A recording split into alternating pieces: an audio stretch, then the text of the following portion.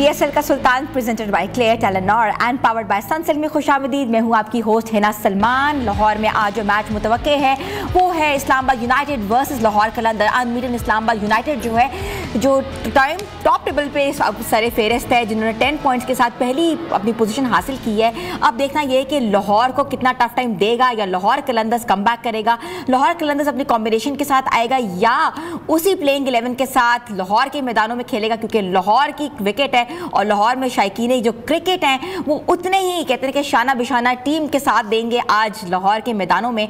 और दोनों टीमें जो हैं वो आपस में 20 बार आमने सामने आएंगे, जिसमें 11 बार इस्लामाबाद यूनाइटेड बल्कि लाहौर जो है वो 9 बार जो है वो जीत चुकी है। मगर इससे पहले इसी लीग में इस्लामाबाद यूनाइटेड ने लाहौर को 8 विकेटों से शिकस्त दी थी। मैच के ऊपर तबसरा करने के लिए हमारे साथ स्टूडियो में मौजूद है हमारे क्रिकेट एक्सपर्ट हारून रशीद साहब और उनका साथ दे रहे हैं हमारे स्पोर्ट्स जर्नलिस्ट चिराग बलोच। अस्सलाम वालेकुम आप दोनों को। वालेकुम अस्सलाम, कैसी हैं आप? ठीक है, बिल्कुल ठीक है। आज तो बड़ा अच्छा है, आज तो चिराग की रोशनी भी चलेगी तो इनसाइड न्यूज़ भी पता लगेंगी आपको कि क्या हो रहा है कदाफी स्टेडियम में और क्या क्या चीज़ें जो हैं वो सामने आएंगी। लेकिन आज के मैच के पॉइंट ऑफ व्यू से ज़रूर आपने सही कहा कि बहुत ही अच्छा मैच है, इम्पॉर्टेंट मैच है। समझिए कि रिपीट है लास्ट ईयर का जो फाइनल था वो इन दोनों टीमों के दरमियान हुआ था। दोनों टीमें बहुत अच्छा खेल रही हैं, ख़ासतौर पर इस्लामाबाद यूनाइटेड तो इस वक्त top of the point table है, एक मैच भी नहीं हारी हुई। आज उनका दिन कहीं बुरा ना हो, कहीं आज मैच हार जाए, क्योंकि लाहौर कलंदर अपने होम ग्राउंड पे कोशिश करेगी कोई ना कोई डेंट डालने की। बिल्कुल सर, ऐसा ही है। तो दोनों जो टीमें हैं, अगर हम बात करें टीमों की, तो इस्लामाबाद यूनाइटेड तो अपनी सेम कॉम्बिनेशन के साथ आगे आती है, नो चेंज। बट लाहौर से क्या आप एक्सपेक्ट करें, क्योंकि शाहीन डिफरेंट चेंजेस कर रहे हैं बीच में? नहीं, अभी आई डोंट थिंक सो, क्योंकि वो शुरू में जो उन्होंने चेंजेस की वो एक किसी फाइनल प्लेइंग 11 में पहुंचना चाहते थे, और जब उस प्लेइंग 11 ने डिलीवर करना शुरू किया तो अब इतना कोई चांस है नहीं, क्योंकि जो मैं कदाफी स्टेडियम की पिच देख रहा हूँ उसमें स्पिनर्स के लिए बहुत ज़्यादा हेल्प नहीं है। तो इसलिए मैं देख रहा हूँ कि ज़्यादातर टीमें जो है ना अपने टीमों में चौथा फास्ट बॉलर ऐड कर रही हैं, जिसकी वजह से थोड़ी सी हेल्पिंग पिच होने की वजह से फास्ट बॉलर्स को काफ़ी मदद मिल रही है और वो विकेट्स भी ले रहे हैं। सो ये एस्पेक्ट को देखते हुए मुझे लगता है कि शाहीन आफरीदी, हारिस रऊफ, इनको बहुत अच्छी बॉलिंग करनी चाहिए, क्योंकि जिस किस्म की पिच है अगर राइट एरिया पे अगर ये हिट करेंगे तो बैटर्स को मुश्किल हो सकती है। तो बिल्कुल ऐसा ही है। चिराग, मैं आप पे चाहूँगी, आप विटनेस कर रहे हो पूरा PSL टूर्नामेंट, लाहौर की पिच के हवाले से बात की जाए और प्लेयर्स कितने कॉन्फिडेंट हैं, specially if you talk about Lahore Qalandars? अच्छा, अभी जितने भी प्लेयर्स के साथ बात हुई है अक्सर, क्योंकि प्रैक्टिस सेशन कवर करते हैं तो वहाँ पर उनके साथ इस चीज़ पे डिस्कशन हो जाती है, तो वो कहते हैं कि लाहौर की पिच थोड़ा डिफरेंट रही है। पहले इस तरह से नहीं होता था, ऑल दो उसको ग्रीन टॉप उन्होंने किया है, उसके ऊपर स्कोर भी बन रहा है कहीं, लेकिन जो शुरू के ओवर्स हैं वो बैट्समैन के लिए काफ़ी ज़्यादा डिफिकल्ट होते हैं। वहाँ पर जिस तरह से एज यूजुअल हमें मिलती थी, एक लाहौर की पिच मिलती थी, लाहौर के ऊपर काफ़ी ज़्यादा स्कोर बनता था, ईजी होता था। फ़खर ज़मान अगले दिन इसके ऊपर बात कर रहे थे तो उनका भी ये कहना था कि एज यूजुअल जिस तरह हमें लाहौर की पिच फ्लैट मिलती है वो फ्लैट पिच उस तरह से है नहीं स्टार्टिंग के फेज़ में, जो कि शुरू का अगर फेज हम देखें जहाँ पर सबसे पहले जो बैटिंग कर रही होती है टीम, उसके लिए सबसे ज़्यादा मुश्किल है। जिस तरह से बैटिंग एक मतलब उसके ऊपर मैच होता जाता है तो वो इजी हो जाती है बैटिंग के लिए, लेकिन शुरू के जो 6 ओवर्स हैं खास करके जो पहली बैटिंग करते हैं उनके लिए बहुत ज़्यादा डिफिकल्ट है। इसीलिए हमने देखा कि कल मुल्तान के साथ जो कुछ हुआ, उससे पहले लाहौर के साथ भी ये चीज़ हमें देखने को मिली। तो वो चीज़ शुरू के पहले जो 5-6 ओवर्स हैं, क्योंकि एक माइंड सेट तैयार करके आती है टीम के, खास करके लाहौर की पिच है तो यहाँ पर तो एक बड़ा स्कोर बनेगा, तो उस माइंड सेट के मुताबिक आते हैं, तो वो जाते हैं कि हम 200 स्कोर प्लस जो है वो लाजमी वहाँ पर टोटल सेट करना है, लेकिन वो माइंड वहीं पर तैयार किया होता है। लेकिन हाँ, तो वो इसी वजह से देखने को नहीं मिल रहा कि जब लगातार हम स्टार्टिंग के 5-6 ओवर बैट्समैन कोशिश करता है कि हम हिट करें तो वहाँ पर विकेट्स देके चला जाता है। जब पावर प्ले में ही 3-4 विकेटें गिर जाएंगी तो फिर 200 स्कोर बनना जो है बड़ा मुश्किल हो जाता है 20 ओवर में। तो अभी तक जो है ये टेक्निकली आ रहा है कि यहाँ पर अभी उन्होंने मेरे ख्याल से पिछले मैचेस गुजरे हैं उसके अंदर हमने मोस्टली 3 मैचेस के अंदर हमने ग्रीन टॉप पिच देखी है, तो ग्रीन टॉप पिच होने की वजह से थोड़ा बैट्समैन जो है उसको तो यही लग रहा होता है कि ये लाहौर की टिपिकल पिच है, उसके ऊपर बैट के ऊपर बॉल अच्छी आएगी, बन जाएगा। ऑल दो बाद में बन भी रहा है, लेकिन वो जिस तरह से यूज्ड टू होना शुरू हो जाती है पिच तब जाकर बन रहा है। स्टार्टिंग के जो 5-6 ओवर हैं वो थोड़ा मुश्किल हो रहे हैं मेरे ख्याल से, वहां पर बैट्समैनों को थोड़ा देख के खेलना होगा। जो भी टीम जीत रही है वो टॉस जीत कर पहले बॉलिंग कर रही है, तो ये sir you been even like पूरा PSL यू बीन विटनेसिंग, और हमने काफ़ी बार पिचेस के ऊपर बात की है, हमने ऑस्ट्रेलियन सॉइल पिच के ऊपर बात की है, हमने डिफरेंट पिचेस के ऊपर वाकई आपने अपना तबसरा किया है। आज के दिन के हवाले से व्हाट डू यू थिंक कि हाउ स्कोर विल बी, क्या ये लो टोटल बनेगा कि ये 200 रन से ऊपर बनेगा? देखिए, एक तो देखना ये होगा कि एक तो स्क्वायर पूरा जो है उसमें राउंड अबाउट कोई 12 से 15 पिचेस हैं, इन्होंने इन मैचेस के लिए पिचेस को मुख्तस कर दिया होगा कि एक मैच कहाँ होना है, दूसरा मैच कहाँ होगा, पिच को इन्होंने मार्क कर देते हैं कि 1, 2, 3, 4 और 5। अगर जितने मैचेस हैं तो पहले वो 1 पे खेलते हैं, फिर 5 पे खेलते हैं, फिर 2 पे आते हैं, फिर 4 पे आते हैं, फिर उसके बाद ये 3 पे आते हैं। इसलिए कई ऐसे पिचेस हैं जिस पे एक ही दिन में यानी लगातार 2 मैच भी हो गए। जहाँ तक शायद रिले हुई हैं पिचेस, जिसकी वजह से थोड़ा सा इसकी उसमें बिहेवियर में चेंज आया है। प्लस एक तो हमने एक फॉरेन क्यूरेटर बुला लिया है, वो उसको उसी मुताबिक जैसे कि बाहर के ममालिक में पिचेस बनती हैं उसके मुताबिक वो उसको बना रहा है और थोड़ी सी ग्रास उसके ऊपर छोड़ रहा है। ग्रास छोड़ने के साथ थोड़े से उसमें आपको क्रैक्स भी नज़र आ रहे हैं। उन क्रैक्स की वजह से जब बॉल उसके ऊपर पड़ती है तो गेंद सीम हो जाती है, कभी कभी नीचे रह जाती है, कभी वो लिफ्ट कर जाती है। इसलिए जितने भी जो बैटर्स या जो टीमें मैं देख रहा हूँ कि वो अपने जहन में पहले से ही प्लान करके आती हैं कि हमने 200 से ज़्यादा रन करने हैं। It is not that. आप जब 2 से 3 ओवर 4 ओवर जब विकेट पे खेल लेते हैं तो आपको आइडिया हो जाता है कि ये 200 प्लस वाली पिच है या ये 190 वाली पिच है या 175 वाली पिच है। आपको जब ये पता लग जाए कि नहीं ये 225 वाली पिच नहीं है तो आपको गियर चेंज करना पड़ता है। एज ए बैटिंग यूनिट आपको गियर चेंज करना पड़ता है, आपको विकेट्स गंवानी नहीं पड़ती और आपने कोशिश ये करनी होती है कि हम 20 ओवर्स में राउंड अबाउट 180 190 जो कि एक पार स्कोर बनता है किसी भी कंडीशन में, वहाँ तक पहुँचने की कोशिश करें। यहाँ जो 2-3 टीमों को मैं देख रहा हूँ जिन्होंने जो मुश्किलों में आई वो इसलिए आई कि वो आखिर वक्त तक 200 को ही अपने अदब ज़हन में रखा। वेयर एज वो चेंज आना, यही तो सारा गेम अवेयरनेस की बात होती है कि आपने किस तरीके से सिचुएशन को रीड करना है और उसके बाद अपने आप को अप्लाई करना है। आई थिंक कुछ टीमें ऐसी हैं जो नहीं कर रही जिसकी वजह से उनको नुकसान हो रहा है और अननेसेसरी। मेरे अपने नज़दीक मुल्तान सुल्तान की जो पिचेस गिरी, देयर इज़ नो डाउट एक फ़र्क ये है कि ऐसी पिचेस के ऊपर अगर आप एक्यूरेट बॉल करेंगे तो आपके चांसेस आप आउट कर लोगे, लेकिन अगर आप एक्यूरेसी के साथ बॉल नहीं करोगे और वेवर्ड बॉलिंग करोगे तो आप रन्स दोगे। जो टीमें एक्यूरेटली एक ही जगह के ऊपर 4 से 5 बॉलिंग कर रही हैं एक ओवर में, उनको फ़ायदा हो रहा है, लेंथ को हिट कर रहे हैं जहाँ से गेंद में थोड़ी सी मूवमेंट है जो बैट्समैन को प्रॉब्लम कर रही है। लेकिन बाज़ टीमें बहुत जोर लगा रही हैं, वो शॉट कर रही हैं, ऑफ स्टंप के बाहर कर रही हैं, लेग स्टंप के बाहर कर रही हैं, जिसकी वजह से उनको नुकसान हो रहा है। सर शादाब वर्सेस जो है शाहीन है और उनकी कैप्टनसी के ऊपर भी बात करेंगे। फिनालन के छक्कों की बात हो रही है, 2-3 मैचेस में तो नहीं चले लेकिन 2 जो मैचेस में चले हैं ज़बरदस्त तरीके से उन्होंने परफॉर्म किया है। छोटी सी ब्रेक लेते हैं, ब्रेक के बाद वापस आते हैं, तब सर अपना मुकम्मल करेंगे। PSL के सुल्तान में आपको एक बार फिर से खुशामदीद कहते हैं। ज़बरदस्त किस्म की जो खबरें वो सामने आ रही हैं PSL के हवाले से, जिसने 300 मैचेस जो हैं अभी तक मुकम्मल कर ली हैं पूरे सीज़न में। अगर हम बात करें 10वें सीज़न 10वें एडिशन की, तो ये जो 300वां मैच था ये कोटा ग्लैडिएटर्स वर्सेस मुल्तान सुल्तान का जो मैच था इसको कहा गया है हिस्टोरिक मैच कहा गया है। और अगर हम रिकॉर्ड्स की बात करें तो बाबर आजम जो हैं वो हर एडिशन का हिस्सा रहे हैं और सारे एडिशंस में उन्होंने खेला है। डिफरेंट टीम्स में रहे, पहले कराची किंग्स में रहे हैं, उसके बाद अब जो है वो पेशावर ज़ल्मी की नुमाइंदगी करते रहे हैं। लीग में सबसे ज़्यादा रन जो है उन्होंने स्कोर किए जिसमें से 3621 रन, सबसे ज़्यादा निफ्स सेंचुरियां बनाई हैं जिसमें से 34 निफ्स सेंचुरियों के मालिक रहे हैं और 401 चौके, सबसे ज़्यादा 96 मैचेस और सबसे ज़्यादा 49 कैचेस का रिकॉर्ड बाबर आजम के नाम पर दर्ज है। हसन अली जो हैं हाईएस्ट विकेट टेकर रहे हैं जिसमें से 121 विकेटें उन्होंने हासिल की हैं। फ़खर जमान का नाम जो है वो भी सारे फहरिस्त है और 90 छक्के लगाए हैं उन्होंने। इसके अलावा भी अगर रिकॉर्ड्स की बात करें, मोहम्मद रिजवान ने 84 कैचेस के साथ और स्टम्पेड उन्होंने किए हैं। तो बहुत से रिकॉर्ड्स बने हैं, बहुत से जो प्लेयर्स हैं उनके नाम जो हैं वो टॉप ऑर्डर में आए हैं। सर टोटल PSL 10 एडिशन अगर आपसे पूछा जाए तो आप कैसा देखते हैं? 10 साल हो गए PSL को।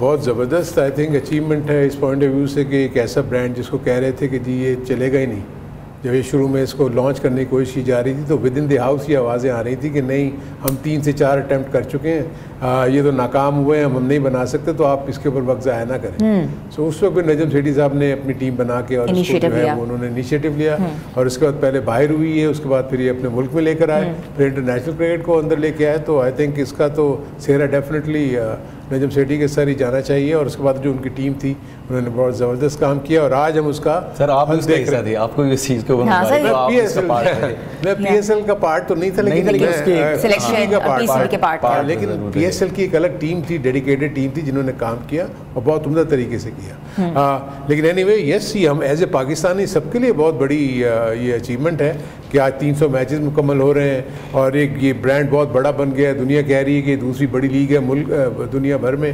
सो आगे हम एक्सपेक्ट करते हैं कि और ज़्यादा मजबूत हो और ज़्यादा अच्छी हो, और ख़ास तौर पर ये लॉन्गेविटी जो नज़र आई कि इतने नंबर ऑफ प्लेयर्स जिनके आपने नाम लिए 10-10 साल खेल गए, विच इज़ ये भी एक बहुत बड़ी बात होती है कि जो प्लेयर्स हैं वो इतना फिट रहें और परफॉर्म करते रहें। सो ये उनके लिए भी माइलस्टोन है और आई थिंक आर्काइव्स का बहुत बड़ा ज़बरदस्त हिस्सा बन गई है 300 मैचेस, एंड देन आगे हम उम्मीद करते हैं कि फ्यूचर में भी इससे भी अच्छा होगा। बिल्कुल सर, वेरी वेल सेड। अगर हम बात करते हैं कि जो प्लेयर की शोकेसिंग होती है, कहते हैं कि लीग्स के ज़रिए होती है, प्लेयर जो है वो निकल के उभर के सामने आता है जिसकी अपनी सलाहियतें जो हैं वो उजागर होती हैं। तो अगर हम बात करते हैं आगे, मैं आपसे पूछूं चिराग कि बांग्लादेश T20 जो सीरीज़ हो रही है उसमें कौन से जो प्लेयर्स हैं उनके नाम जो हैं वो आने का इम्कान है या शॉर्ट लिस्ट हुए हैं? अभी तक देखिए, अभी तक तो बड़े इनिशियल स्टेज के ऊपर है इसके ऊपर बातचीत। जिस तरह से सर खुद इस चीज़ का हिस्सा रह चुके हैं, खुद चीफ सेलेक्टर थे, तो इनको एक प्रोसेस का पता है कि किस तरह से एक दफ़ा टेबल के ऊपर नाम आते हैं, उनके ऊपर डिस्कशन होती है। क्योंकि ये तो नहीं होता कि सारे के सारे जो प्लेयर हैं नहीं चले जाएंगे।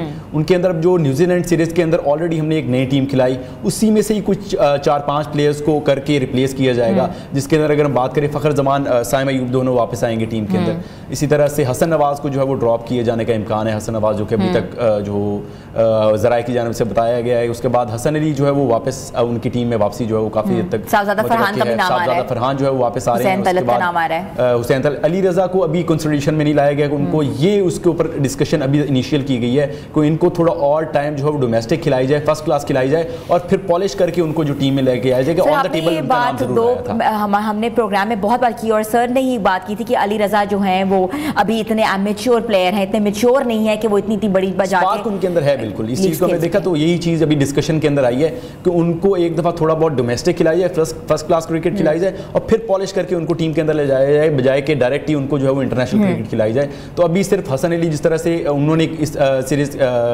इवेंट के अंदर परफॉर्म किया है, जिस तरह से उनकी बॉलिंग थी बहुत इंप्रूव नजर आ रही है। उनकी टीम के अंदर जो है वो काफ़ी ज़्यादा चांसेस उनके हो चुके हैं। उसके बाद फ़हीम अशरफ जो है वो उनका नाम कंसिडरेशन में, बहुत सारे नाम जो है वो कंसिडरेशन उनको शॉर्ट लिस्ट करके 15-16 का नाम देना है। तो अभी तक जो है उसके ऊपर इनिशियल स्टेज के ऊपर बातचीत। So being a former chief selector, you had a lot of, you had a capability and you've been doing this. So what is the right criteria of, acting a player and, putting in the entire team? देखिए, जो चिराग ने बात की, तो जिस तरह अगर ये बात कर रहे हैं वैसे हो रहा है, तो ये तो बड़ी अच्छा साइन है कि कम से कम ये सोच शुरू हो गई है कि आप अननेसेसरी PSL से उठा के एकदम से पाकिस्तान की टीम में नहीं लेके जा रहे। सो ये तो अच्छी चीज़ है यंगस्टर्स को। सिर्फ मुझे जो एक डिसअपॉइंटमेंट एज चीफ सेलेक्टर अगर मैं हूँ तो मुझे ये हो कि हमने पिछले 1-1.5 साल में जिन यंग प्लेयर्स को मौके दिए थे उन्होंने उसका फ़ायदा नहीं उठाया। सो मेरे अपने नज़दीक ये बहुत बड़ा ड्रॉबैक है पाकिस्तान के लिए, क्योंकि हम फिर उन्हीं पुराने प्लेयर्स को जिनको ऑलरेडी आजमा चुके हैं उनको दोबारा लेके आ रहे हैं बिकॉज उन्होंने परफॉर्म किया। सो द थिंग इज़ कि हुसैन तलत को ले लें, कितनी दफ़ा वो मेरा ख्याल है 18-19 तो T20s खेल चुके हैं, उनका परफॉर्मेंस इंटरनेशनल लेवल के ऊपर कुछ भी नहीं है।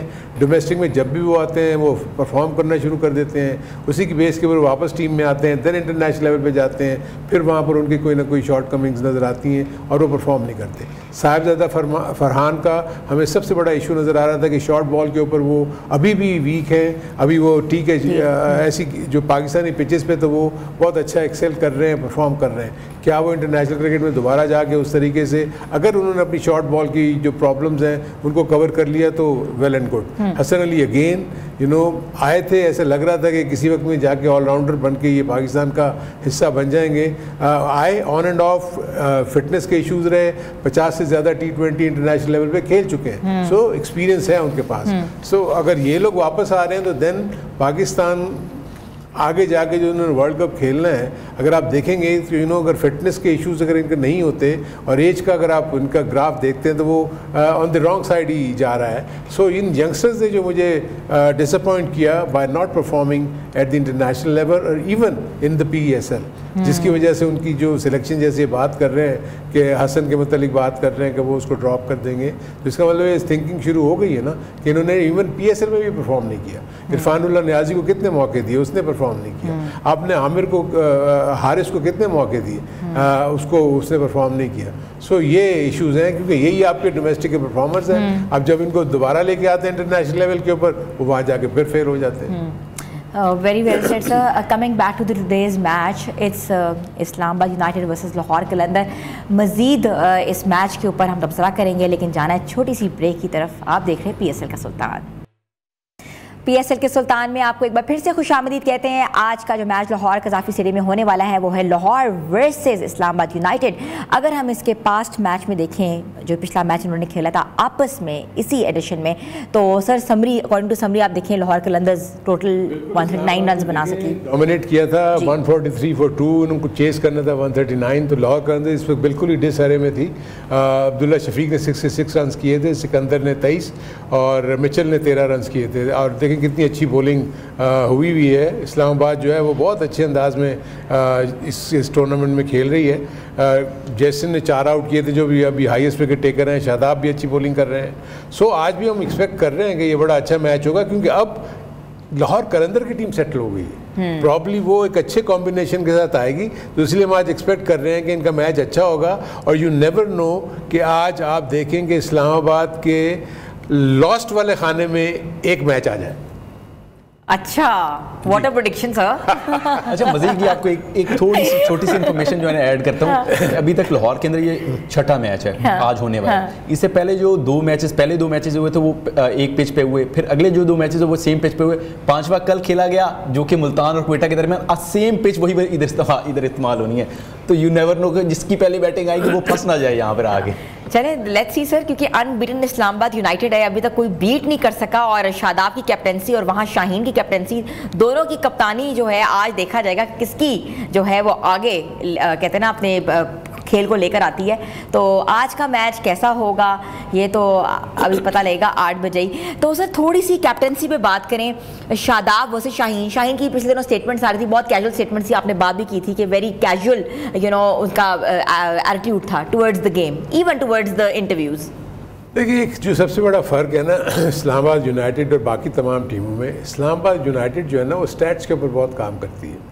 वो हर जो भी वेन्यू पे वो उसको पूरा असेस करते हैं कि कितने नंबर ऑफ ओवर्स हुए, इस पे कितने मैचेस हुए, 1 to 5 में कितने रन हुए, 6 to 10 में कितने रन हुए, 11 to 15 में कितने हुए, 16 to, और कौन कौन से बॉलर्स ने बैटर्स ने रन्स किए, उसके बाद बॉलर्स कौन कौन से किस वक्त हावी हुए। सो वो इतना ज़्यादा ये इस किस्म का स्टैट्स इकट्ठा करके जब वो टीम मीटिंग्स करते हैं तो उनको अपने प्लेयर्स को ये बताते हैं कि देखें ये इसीलिए आपने नोट किया होगा कभी कभी वो शादाब खान को 4 नंबर पे भेज देते हैं। वो इसलिए कि उन्होंने जब स्टैट्स निकाले तो कहा कि जब भी शादाब 4 नंबर पे गया उसके बहुत ज़्यादा अच्छा परफॉर्मेंस रहा। सो इस किस्म की चीज़ें करके और वो अब तक उसमें कामयाब हैं और उनको रिजल्ट मिल रहे हैं। मेरे दूसरी टीमें इस तरह नहीं करती, वो सिर्फ ये है कि वो पिच को देख लिया या इस पे 190 रन बन सकते हैं, 200 रन बन सकते हैं, तो हमारी टीम को चाहिए कि बैटिंग पहले करें और हम इतने रन बनाए, उसके बाद हमारे बॉलर तो अच्छे हैं ही। वो ये समझते हैं कि शाहीन और हारिस ऐसे बॉलर हैं जो किसी भी T20 में आपको बहुत उम्दा बॉलिंग करके आपको मैच जिता देंगे। सो वो जो मेथोडिकल वे में इस्लामाबाद यूनाइटेड अपनी टीम को प्रिपेयर करती है वो प्रॉब्ली दूसरी टीमें नहीं करती। तो इसका मतलब है कि स्ट्रैटेजी और स्वॉट एनालिसिस जो है वो बहुत इंपॉर्टेंट होता है गेम के लिए। यस एग्जैक्टली, बहुत इंपॉर्टेंट हो गया। तो हम जो देख रहे हैं कि जो स्ट्रेंथ्स हैं इस्लामाबाद यूनाइटेड की, वीकनेसेस की अगर बात करें तो आपको लगता है कि इस्लामाबाद और लाहौर के अंदर कोई वीकनेसेस हैं जिसको आप निशानदेही करना चाह रहे हैं? है, बिल्कुल है, कैजुअल अप्रोच। क्योंकि रियलाइज़ किया लाहौर कलंदर ने कि नहीं अब नहीं चलेगा ये काम, तो इसलिए आप देखेंगे पिछले मैचेस से वो अपने आप को बेहतर किया। देखें पहले तो उन्होंने फाइनल 11 जो पिक की वो इतनी अच्छी नहीं की थी, बाद में आहिस्ता आहिस्ता उनको रियलाइज़ हुआ कि हमें जो फाइनल शेप क्या देना है प्लेइंग 11 को। अब रोल्स उन्होंने अपने डिस्क्राइब कर दिए हैं, डिफाइन कर दिए हैं। सिकंदर रजा को पता है कि मैंने फिनिशर का रोल प्ले करना है, डेरिल मिचेल को पता है कि मैंने फिनिशर का रोल करना है, मुझे मैच को ख़त्म करके आना है, किसी और के ऊपर नहीं छोड़ना। सो ये, और इसी तरह बॉलर्स को पता है, होल्डर को पता है कि मुझे जब भी आना है मैं 1-2 विकेट्स मुझे लेनी है, ताकि हम जब आप विकेट्स लेंगे शॉर्टर फॉर्मेट में तो दूसरी टीम प्रेशर में आती है। सो इस किस्म की जो है ना थिंकिंग जो है वो दोनों टीमों के दरमियान चलेगी। Sir last question, Sahibzada Farhan what you thinking about it? Run score कर पाएंगे? देखिए इसके ऊपर तो वो बाउंसर पर ट्राई करेंगे आज, और अगर पिच थोड़ी सी जैसे पिछले 2-3 मैचों में नजर आई है, अगर उस तरह की हुई तो साहिबजादा फरहान को इश्यूज हो सकते हैं आज रन्स बनाने में। Very well sir, looking forward for the match and thank you so much Chirag for joining us in the programme. तो देखना ये है कि लाहौर और वर्सेस जो इस्लामाबाद का जो मैच है वो क्या रंग लेकर आ रहा है, और पॉइंट्स टेबल पे कौन सी अपनी पोजीशन बरकरार रखेगा और कौन या तो ऊपर जाएगा या नीचे आएगा। तो आज